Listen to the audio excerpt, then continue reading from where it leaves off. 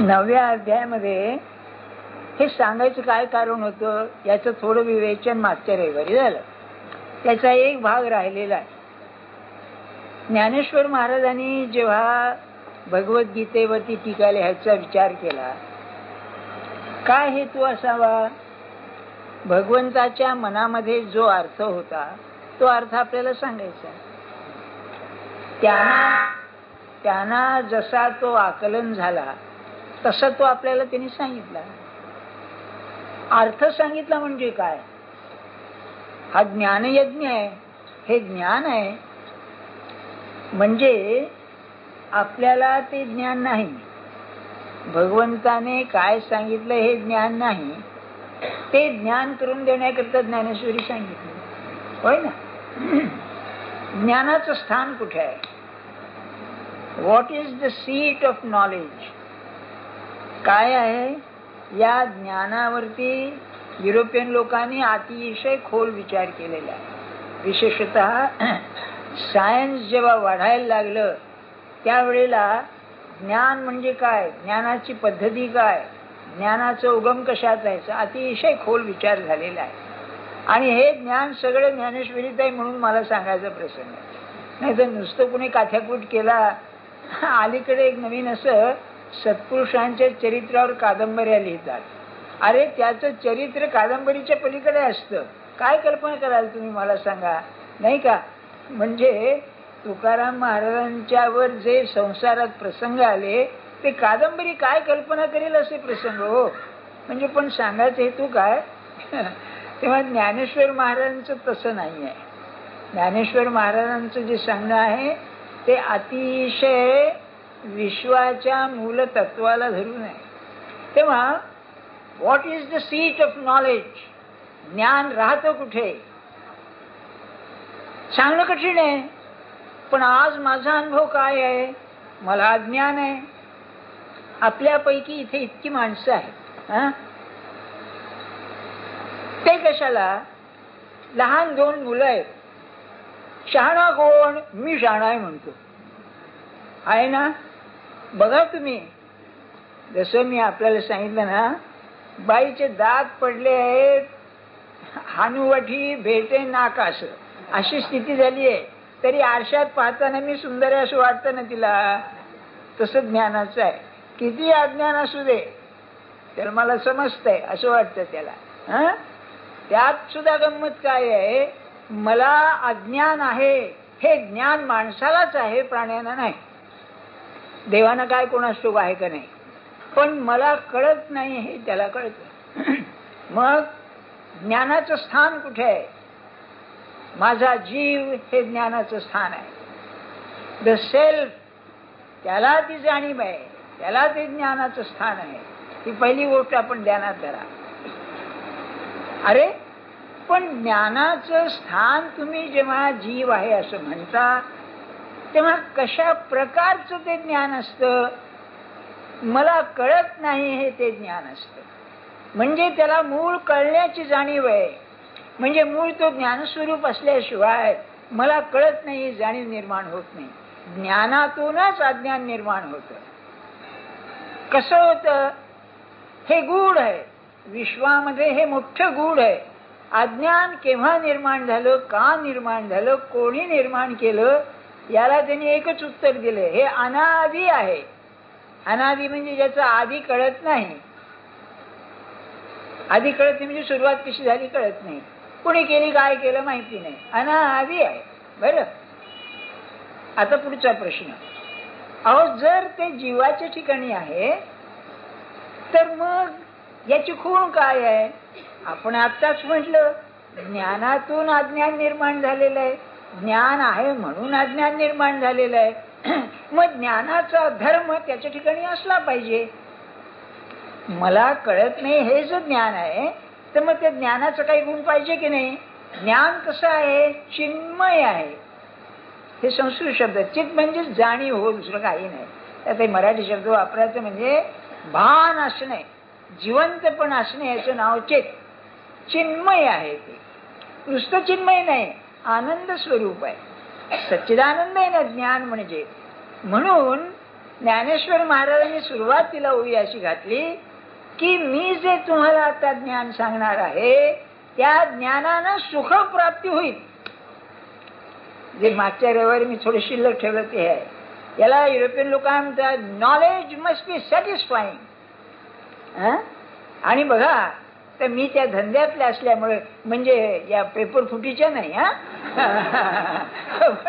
या परीक्षेच्या बाबतीत मी असल्यामुळे विद्यार्थ्याला विचारलं काय रे पेपर कसा गेला. सर माझ्या मनाप्रमाणे छान गेला. आता मार्क काही का मिळू दे सॅटिस्फाईंग. या डॉक्टर लोकांना हे प्रॅक्टिकल असतं ना काय बघ कसं काय झालं तो मार्क काही देऊ दे पण माझं प्रॅक्टिकल बरोबर आहे satisfying. Knowledge must be satisfying. आणि नामस्मरणाची खूण ही आहे की आज नाम कसं बळ बास. अहो ते रानड्यांचे गुरु म्हणायचे नाम घेऊन उठल्यावर आच्छे बासुंदी प्यायल्यासारखं वाटलं पाहिजे. म्हणजे माणसाला असं एक आध्यात्मिक तजेला आला पाहिजे बरं का. अगदी अभ्यासात असंच आहे.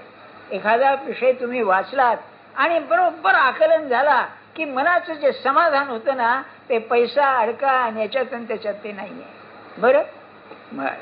म्हणून सर्व सुखाशी पात्र होईल. आपल्याला सुख होतं पेपर चांगला गेला तर सुख होईल आमकं झालं तर बरं होईल. पण हे ज्ञान असं आहे म्हणाले की हे ज्ञान कायमचं समाधान देईल. त्याला एक उत्तम उदाहरण सांगतो आपल्याला. या संकेश्वरला एक डॉक्टर अंकलीकर म्हणून होते. मी आपल्याला सांगितलं त्या माणसाला मी पाहिलेलं आहे बरं का. तेव्हा ते इथले हे होते MBBS. मग ते MS ला गेले याला न्यूयॉर्कला होते.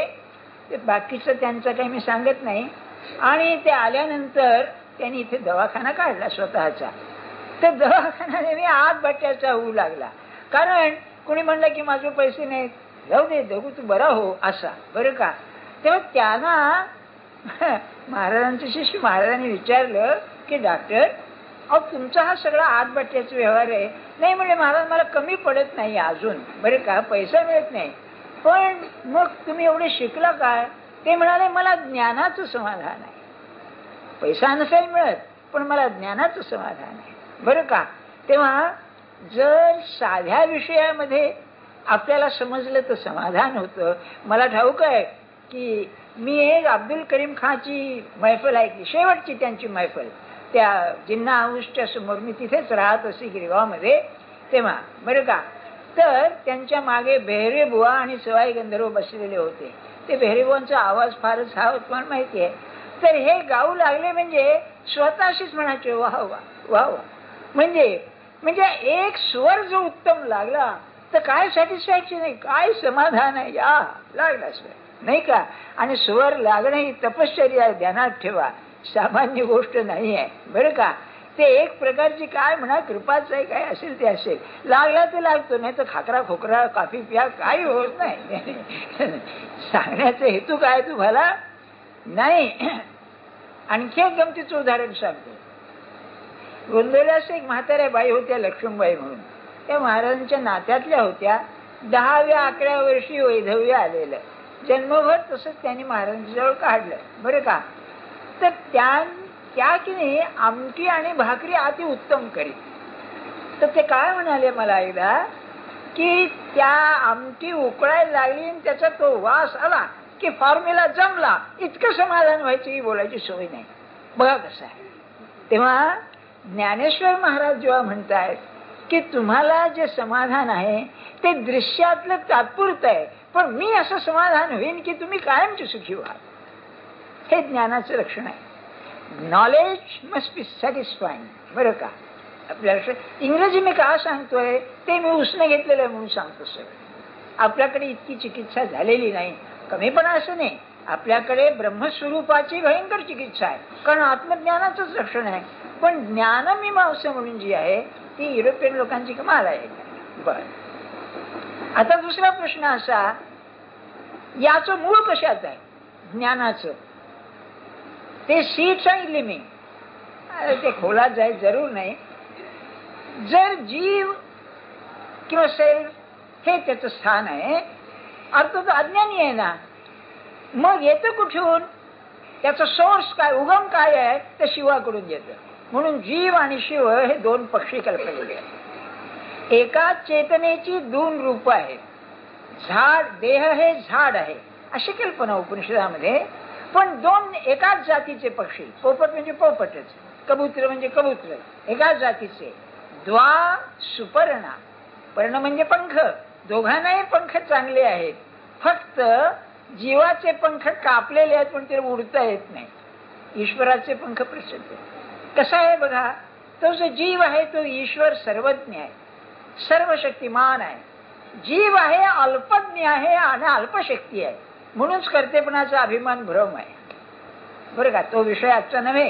पण तो जो ज्ञानी आहे तो पूर्ण सुखी. आणि हा म्हणाले दृश्याची इतकी झाडाची फळं खातो तरी पुन्हा असं म्हणाले. बरं का, बर. आता मग हे ज्ञान निर्माण कुठून होतं, आपल्यापर्यंत येतं कसं, तर त्याला जो ज्ञानी आहे तिकडूनच ते येतं. म्हणून ज्ञानेश्वर महाराजांनी लगेच आपल्याकडे लघुत्व घेतलं.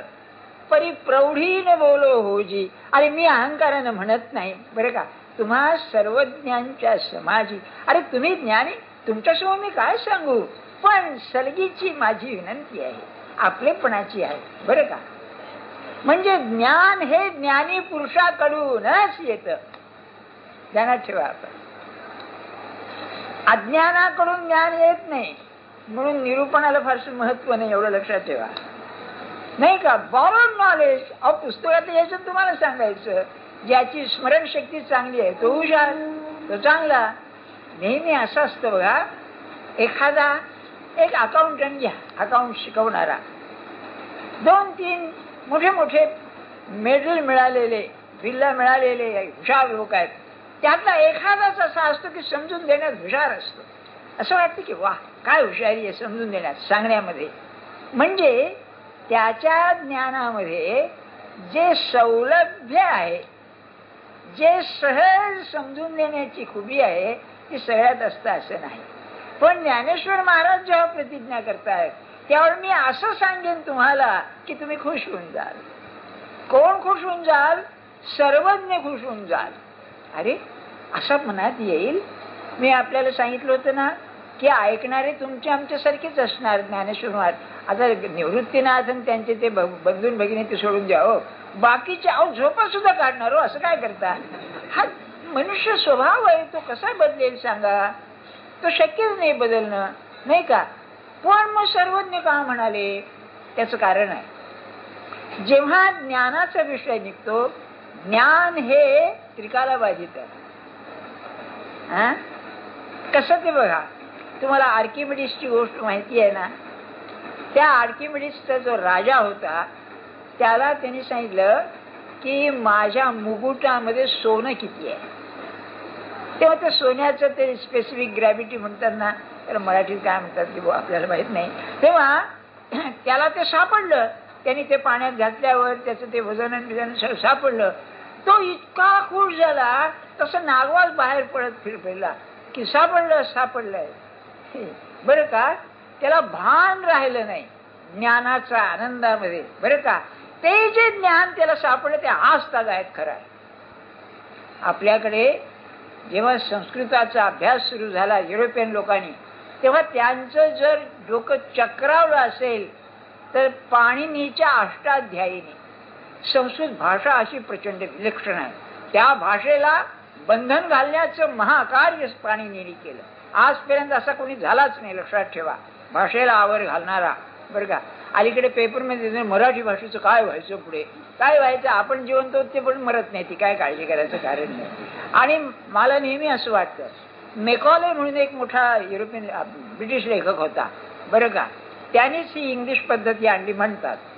तर तो काय म्हणे की सबंध इंग्रजी बोलणारे लोक जाऊ दे, इंग्रजी भाषा बोलणारे जाऊ दे, ग्रंथ सगळे जाऊ दे, जोपर्यंत शेक्सपियर आणि बायबल आहे तोपर्यंत इंग्लिश भाषा मरणार नाही.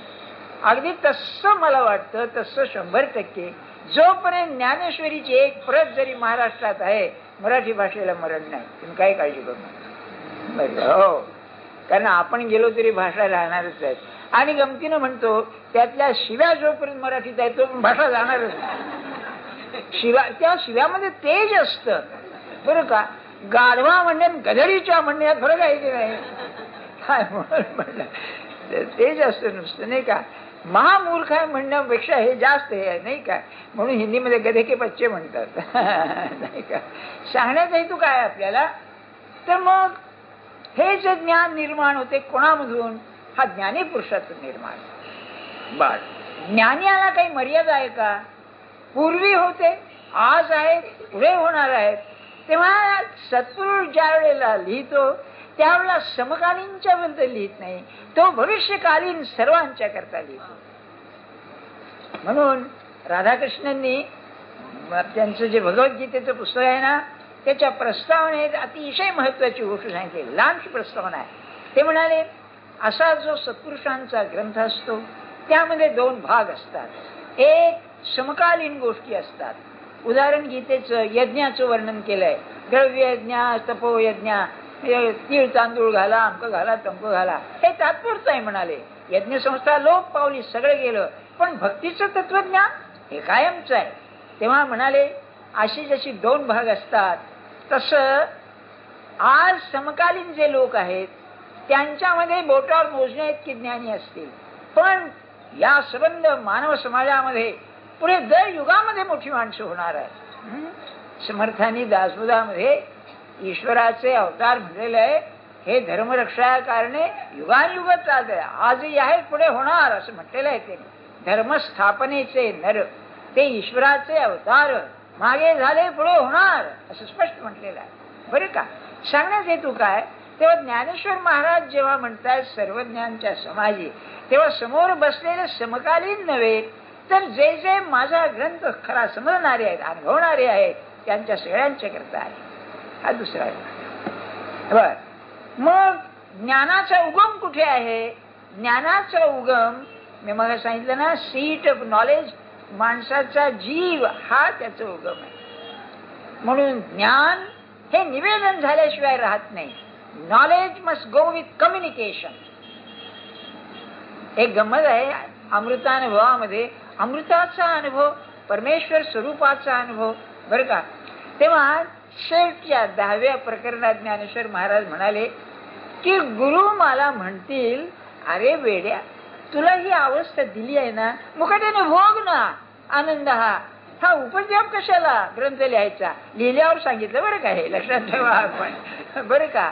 तेव्हा त्यांनी परिहार असा दिलाय, चंद्राला चांदण आहे हे का चंद्रा करता आहे का, सूर्याला तेज आहे हे का सूर्या करता आहे का.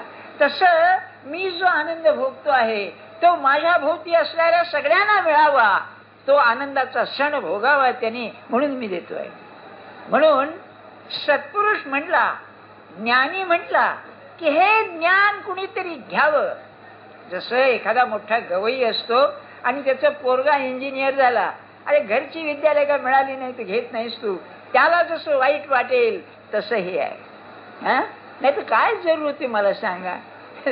तुकाराम महाराजांचा अनुभव असा आहे, सांग सांगून दमलो, कोणी ऐके ना असे झाले. आता काय करावं, असं आम्ही तरी सांगतायत, तुम्ही ऐका ना ऐका.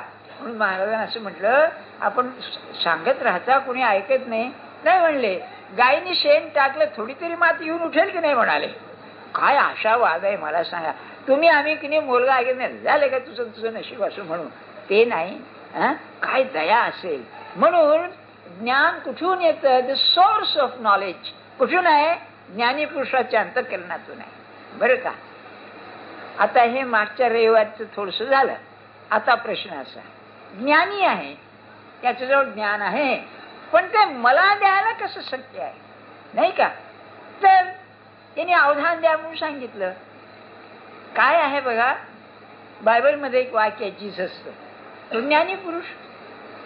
Those who have ears listen, those who have eyes see. आता काय बहिऱ्यानं सांगत होता काय का आंधळ्या लोकांना सांगत होता, आमच्यासारखे होते ना, पण डोळे असून पाहत नाही, कान असून ऐकत नाही, अशी स्थिती आहे बरं का. मग ज्ञान सत्पुरुषाजवळ आहे, पण त्या ज्ञानाला उधाण यायला काहीतरी कारण पाहिजे ना, नाही का? म्हणून जिज्ञासा असल्याशिवाय ज्ञान सांगू नये. पालत्या घागरी पाणी, तुकाराम महाराजांचा आमय, पालथे घागरी घातले जीवन न धरीच जाणतेही त्याला. आणखी म्हणले कुचर मूग नयेची पाका. मूग ते खड्यासारखे असतात, किती शिजवास आले ते शिजतच नाहीत, नाही का? तसे म्हणले हे दुर्जन लोक आहेत, काही सांगा ऐकतच नाहीत माझं. त्यांचा अनुभव ठीक आहे, बाकी प्रोफेसरला मास्टरला असं करून चालणार नाही. हा, झोप घेऊन ऐक बाबा, केव्हा तरी एखादा शब्द इकडचा तिकडे जाईल, जाणार नाही. फार कठीण आहे. तुम्हाला आपलं गंमत म्हणून सांगतो. महाराज मला म्हणाले, जेव्हा मला आज्ञा केली लोकांना सांगावं म्हणून, मी म्हणलो वा आपल्या शाळेत कॉलेज मी शिकवलं निराळं, हे निराळं नाही. म्हणले त्याचं असं आहे की हे आपल्याकरता आहे, तेव्हा आपण जे लोकांना सांगतो स्वतःच्या कानाने ऐकावं. थांबले आणि पुढे म्हणाले त्याची परीक्षा हे काय म्हणले, सगळे ऐकणारे झोपी जाऊ दे तरी तितक्याच हौसेने सांगणं म्हणजे म्हणले सांगणं खरं आहे. आणि मला ट्रेनिंग असं मिळालं, माझे विद्यार्थी नोकरी करून शिकणारे होते, ते रात्री 10-11 वाजता घरी यायचे बिचारे, तुकडा खाऊन सकाळी 7:30ला धडपडत यायचे, पुष्कळशनी जायचे त्यातले. बरं का, म्हणजे ती सवय आहे थोडीशी, तेव्हा त्याला काही मला काही त्याचं वाईट वाटत नाही. किंबहुना मी असं म्हणेन प्रपंचाचं दुःख डोक्यात आहेच निरूपणाला आला तरी, बरं का, कटकटी आहेतच ना. काय बा पैसे मिळत नाही, घराची कटकट आहे, मुलीचं लग्न होत नाही, आहे साहेब भानगडी. त्या काळजीतून तासभर मुक्त झाला झोपे तरी हरकत नाही, ज्ञानेश्वरी सार्थकी लागली नाही का? असं म्हणण्यासारखं आहे. असं मुद्दा सांगण्याचं काय, तर त्याच्या ज्ञानाला जागृती येण्याकरता प्रेम हा उपाय आहे. म्हणून ज्ञानेश्वर महाराज आज म्हणतायत, काय सांगू तुम्हाला त्या पुरुषाचं सांगणं, बरं का. अहो तान्हयाचे लागता झटे, तेने अधिकचे फाना फुटे, रोषे प्रेम दुणवटे पढियंत याचे. सत्पुरुषाला ज्ञान सांगायला उद्युक्त काय आहे, प्रेम हे. कसं ते म्हणले, लहान आपले ते वासरू आहे, ते वासरू पिताना ढुसण्या मारत. आता दूध प्यायचं, त्या स्तनातून येणार, त्याला ढुसणी द्यायची. तर ज्ञानेश्वर महाराज म्हणतायत 2 दृष्टांत. एक, गाईला ढुसणी दिली की गाईला जसा अधिक फाना फुटतो, किंवा नवरा बायको अत्यंत प्रेमाचे आहेत आणि नवरा किंवा बायको रुसली तर त्या रुसण्यामध्ये जसं प्रेम दुप्पट होतं, तसं म्हणाले मी हा अज्ञानी मुद्दाम लगट करतोय सत्पुरुषाची, की त्यांचं ज्ञान जागं व्हावं. ऐक बाबा सांगतो तुला मी, म्हणून मज लेकुर वाचे नि बोले, तुमचे कृपाळूपण निदईले, निजलेले कृपाळूपण ते चैले, ऐसे जी जाणवले या लागी बोलिलो. मी हा असं जे बोलतोय याने तुमचं जी कृपा आहे ती निजली होती, ती जागी झाली, कारण ढुसणी मारली मी, असा. याचा अर्थ काय? आता हे सगळं कसं सांकेतिक आहे, सिम्बॉलिक आहे. याचा अर्थ असा आहे की प्रेम ही अशी काही वस्तू आहे की ती अति सृजनशील आहे, विलक्षण सृजनशील आहे, क्रिएटिव्ह आहे फार. आणि ते प्रेम जर सत्पुरुषावर केलं ना तर त्याला सांगितल्याशिवाय चैन पडणारच नाही की माझं तू घे, त्याला दिल्याशिवाय चैन पडणार नाही. ते प्रेम पाहिजे, हे त्यांना सांगायचंय. म्हणजे आपण जेव्हा ज्ञानी माणसाकडे जातो त्यावेळेला अतिशय जिज्ञासेनं, अतिशय प्रेमाच्या वृत्तीनं जे गेलं तर तिथून ते ज्ञान यायला अतिशय सोपं जातं. कृष्णमूर्तींचा याच्यावर अतिशय भर आहे, कारण नॉलेज इज कम्युनिकेशन. ज्ञान म्हणजे ते सांगणार असतो दुसऱ्याला, बरं का. जर ते सांगणार तर घेणारा भेटला पाहिजे ना, नाही का. तरी ज्ञानी पुरुषाची अवस्था अशी आहे सांगतो. एकदा काय झालं, जीसस ख्राइस्ट आपल्या शिष्यांच्या बरोबर असं चालला होता. हे जेरुसलेमचं भाग आहे, ते सगळं जंग आपले रेताड हो सगळं, बरं का. राजस्थानच्या रेताडासारखं रेताड ते तिथे कसलं आलं. तेव्हा जाताना एक फुलाचं झाड होतं, त्याला एकच फूल आलं आणि ते फूल डोलत होतं हवेमध्ये. हा थांबला, जीसस थांबला आणि म्हणाला, अरे हे फूल कोणाकरता उमलत आहे? काय कल्पना आहे? कोण कोणाकरता नाही, स्वच्छंद आहे ना ते. असं व्हायचं बरं का. महाराजांनी कोणी गुलाबाचं फुल दिलं चांगलं फुलेलं म्हणायचे, भक्त असा पाहिजे म्हणाले. आपण फुललं पाहिजे. जग काही का म्हणेनात, जगानं तारीफ करणं किंवा पदव्यान पुरस्कार देणं हा त्या कालमहिमा आहे. आता तुम्हाला ती गोष्ट माहिती आहे ना, मला ती अतिशय आवडते. तानसेन जेव्हा अकबरच्या दरबारात होता ना, ते तानसेन आपल्याला माहितीच आहे, प्रसिद्ध असतो. तेव्हा बादशाह एकदा म्हणाला, तू का एवढं गातोस, तुझा गुरु एकदा काय गातो मला ऐकायचं आहे. हा काय म्हणाला, आपण चला मी नेतो आपल्याकडे त्याला त्यांच्याकडे. पण म्हणाले बादशाह म्हणून येऊन चालणार नाही, कारण ते अतिशय लहरी आहेत म्हणाले. बरं का, बरं म्हणाले. म्हणून हे दोघ जण गेले. कोण आणलंय? माझा मित्र आहे म्हणाले, सहज आलाय. बरं का. तेव्हा आपलं गाणं ऐकायला आलेच म्हणाले. बसले. ते भजन बिजन गात असे, हरिदास पण होते. गायले इतके उत्तम गायले की हा काय म्हणाला बादशाह, अरे तू काय यांच्यासारखं गात नाहीस म्हणाला. तेव्हा तो काय म्हणला, मी गाताना अर्ध लक्ष स्वराकडे अर्ध लक्ष तुझ्या तोंडाकडे असतो म्हणाला. याचं लक्ष भगवंताकडे असतं. भगवंत काय म्हणेल मला, बादशाह काय म्हणेल इकडे नाही म्हणाले. बरं, हे ज्ञानी पुरुषाचं खरं लक्षण आहे. आपल्याला महाराजांचं वाक्य सांगतो, तुम्ही असंच म्हणलं, तुम्ही नामात रंगून जा, भगवंताच्या प्रेमात मस्त व्हा आणि एका कोचावरती पाय लांब करून पडा. जग जर तुमच्या पायाशी आलं नाही तर जगाचं दुर्दैव आहे. काय मस्ती असते त्याची, नाही का. दुनियाची काय किंमत आहे त्याला. बरं, आपल्याला हे कधी माहितीच नाही असं झालंय. बरं का. तृप्ती हे सारखा जगाचा विचार, सारखा जगाचा विचार, म्हणून सोडताना ताप होतो मग, नाही का. हो, आलं की इकडे लक्ष अडकले, तिकडे लक्ष अडकले, आलंच की नाही. योगदर्शनचं काय येते ते, असं नाही का. असं होत त्याचं कारण ते आहे. म्हणून असं प्रेम असतं ते कृपाळूपणे जे निजलेलं आहे ते जागं होतं. ज्ञानेश्वर महाराजांची कल्पना किती सुंदर आहे बघा. त्याला मग सांगितल्याशिवाय चैन पडत नाही ना, असं होतं. म्हणून म्हणाले मी हे असं बोललो. पुढे म्हणाले, येरवी तुमचं जे ज्ञान आहे त्या ज्ञानाला हे असं करायची जरूर नाही. त्याला दृष्टांत देतात. येरवी चांदणे पीक विजेत आहे चेपणी, का वाऱ्या घापत आहे वाहणी, हा हो गगनाशी गवसणी घालीजे केवी. तुमच्या ज्ञानाची मर्यादा पाहिली, तुमच्या ज्ञानाचा स्वभाव पाहिला तर सगळं विलक्षण आहे. आता बघा कसं आहे हे की नाही, पूर्ण ज्ञानाची लक्षणं सांगतायत. काय आहे? चांदण आहे. चांदण्याला पिकवण्याकरता काय दडपून ठेवतो आपण, गवतामध्ये घालतो. चांदण थंड आहे, ते आणखी थंड व्हावं म्हणून काय त्याला उपचार करतो? नाही. याच्यापेक्षा थंड असणं शक्य नाही. हे जसं तसं आत्मज्ञान हे पूर्ण आहे. त्या ज्ञानाला पुन्हा काही करायची जरूर नाही. बरं, किती सुंदर आहे कल्पना. ज्ञानाची हद्द झाली म्हणजे काय झालं? नॉलेज इज सॅटिस्फाईंग, समाधान, तृप्ती. जे मिळवायचं ते मिळालं, मी कृतार्थ झालो, असं आहे. म्हणून तुम्हाला सांगून ठेवतो की भगवंताच्या स्मरणामध्ये जर रंगलो आपण, दुनिया तुच्छ आहे हो, काय त्याला परवा आहे त्याची मला सांगा. बरं का. असं आहे ते. म्हणजे त्या माणसाचं समाधान राजाला लाजवील असं असतं बघा.